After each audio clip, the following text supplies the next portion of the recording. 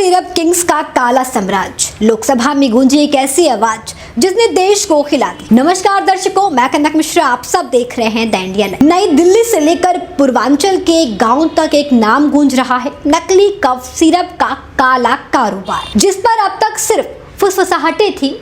Samajwadi party के आजमगढ़ से सांसद धर्मेंद्र यादव ने लोकसभा में ऐसा बयान दिया कि पूरे सदन में सन्नाटा छा गया। उन्होंने सिर्फ समस्या नहीं बताई, उन्होंने एक पूरे सिंडिकेट के अस्तित्व का दावा किया है, जिसमें करोड़ों का माल, देशों की सीमाएं और सत्ता से टकराते माफिया तक शामिल है। उनके शब्दों में सदन के फर्श से लेकर राजनीतिक गलियारों तक हलचल मचा दी गई। अपने संबोधन में धर्मेंद्र यादव ने आरोप लगाया कि पूर्वांचल में नकली कफ सिरप का एक संगठित माफिया नेटवर्क काम कर रहा है, जिसकी जड़ें वाराणसी, जौनपुर, चंदौली, गाजीपुर, आजमगढ़ और भदोही तक फैली हुई हैं।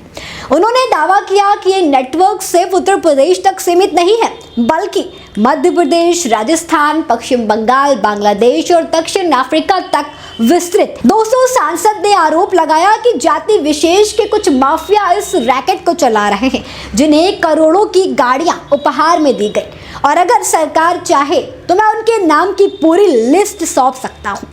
उनका यह बयान सुनते ही सदन में कानाफूसी शुरू हो गई और अध्यक्ष को कई बार मनाना पड़ा कि विषय जनहित से जुड़ा है, इसलिए सांसद को बोलने दिया जाए।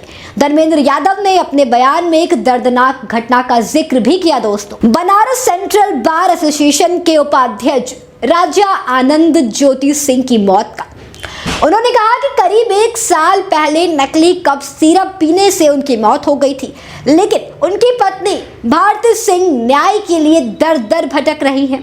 एफआईआर तक अभी दर्ज नहीं हुई।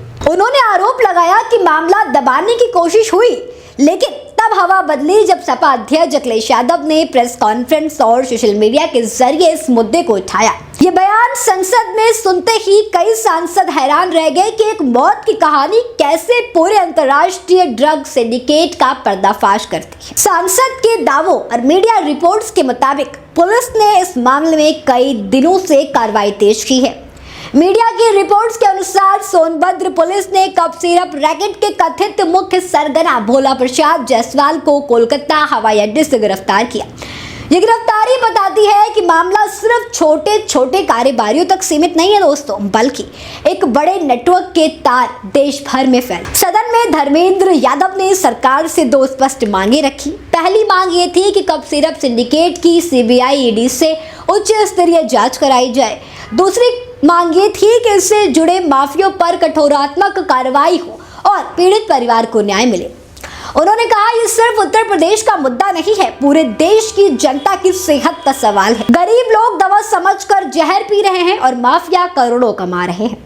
उनके बयान के बाद कई सांसदों ने भी इस मुद्दे को गंभीरता से लेते हुए सरकार से विस्तृत जवाब मांगा है। अब दोस्तों, बड़ा सवाल ये है कि क्या ये संगठित नेटवर्क है जिसके तार राज्यों और सीमाओं को पार कर रहे हैं, या ये स्थानीय स्तर के कुछ गिरोह की करतूत है। धर्मेंद्र यादव के दावों के बाद अब सरकार पर दबाव बढ़ गया है कि वो इस पूरे प्रकरण को गंभीरता से ले। अगले कुछ दिनों में ये मुद्दा संसद से सड़क तक गरमाने वाला है। दोस्तों, गिरफ्तार किए गए आरोपी से पूछताछ के आधार पर कई और नाम सामने आए हैं, और अगर सांसद द्वारा दावा की गई पूरी लिस्ट सरकार को दी गई तो ये मामला कई बड़े खुलासे कर सकता है। ये कहानी अभी खत्म नहीं हुई है, ये बस शुरुआत है। हम इस पूरे प्रकरण की हर अपडेट आपके लिए लेकर आएंगे। बने रहिए सिर्फ और सिर्फ द इंडिया लाइव पर।